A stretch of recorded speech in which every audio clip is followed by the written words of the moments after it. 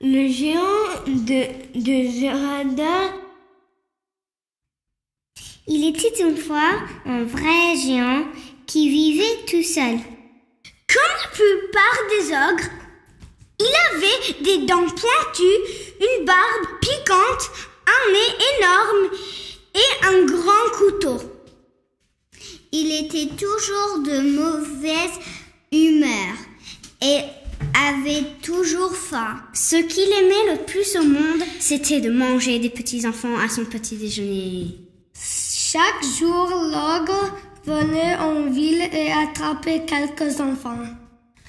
Les parents effrayés Cachaient garçonnets et fillettes dans des coffres et des tonneaux, des caves sombres et des souterrains.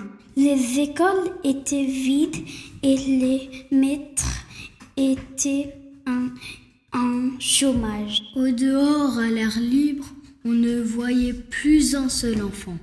L'ogre devait se contenter pour toute nourriture de bouillies d'avoine, de choux tièdes et de pommes de terre froides.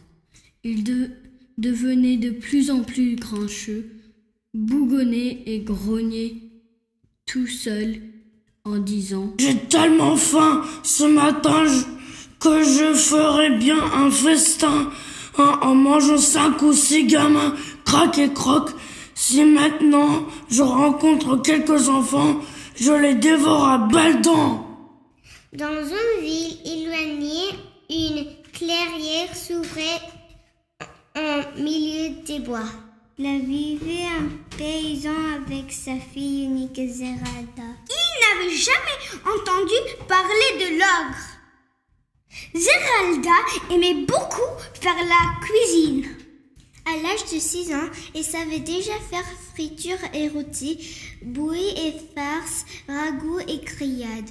Une fois par an, le cultivateur allait à la ville pour y vendre des pommes de terre, du blé, de la viande et du poisson. La veille du jour de marché dans l'après-midi, il appela sa fille près de lui et lui dit « Zeralda, ma chère enfant, je me sens bien bas. Je ne peux plus bouger aucun membre. Et tout tourne devant mes yeux. J'ai dû trop manger de pommes de terre au four à midi. Jamais je ne pourrai aller demain au marché.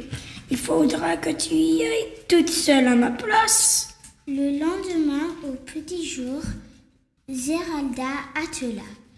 Le mulet chargea la charrette et se mit en route avec la bénédiction de son père. Ce matin-là, l'ogre rôdait dans la région plus affamé que jamais. Un souffle de la brise matinale lui apporta l'odeur de la petite Zeralda. Caché derrière quelques rochers bordant le chemin, l'ogre attendait la fillette. Ah, voilà enfin un petit déjeuner. Mais quand elle approcha, le monstre affamé se précipita avec tant de hâte qu'il fit un faux pas et vint s'étaler au milieu du chemin.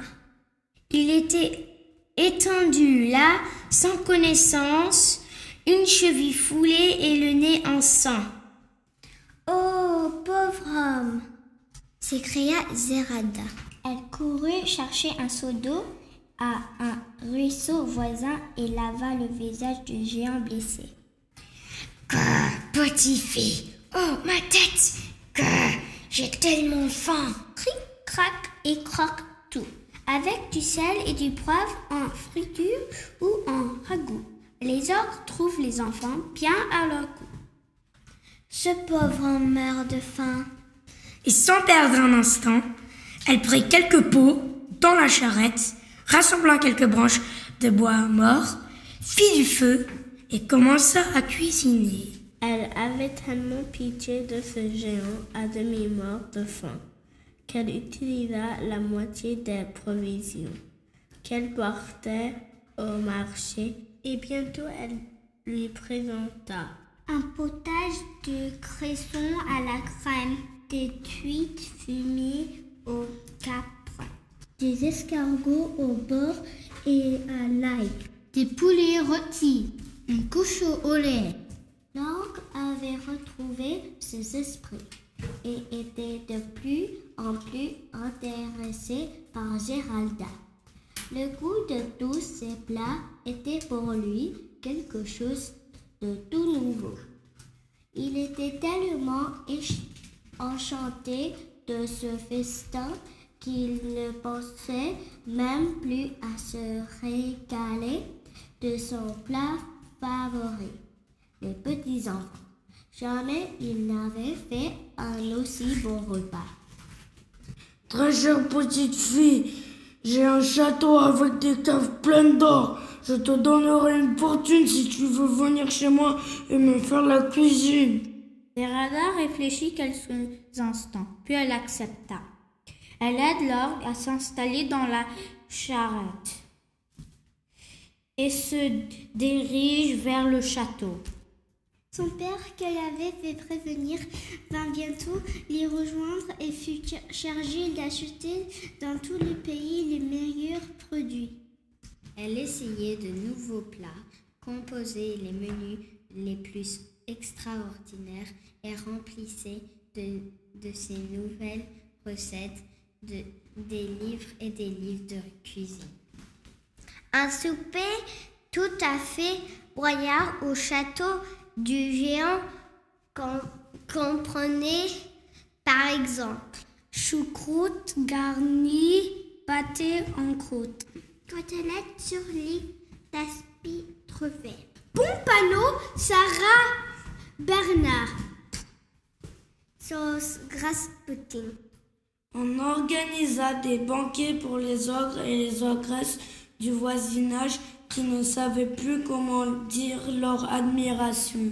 Délicieux, extraordinaire, inimaginable, tout simplement divin.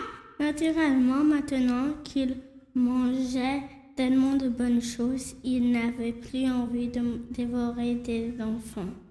Et comme il n'y avait plus de danger, les enfants sortirent de leur cachette et les villageois recommencèrent à vivre comme autrefois. Puis les années passèrent.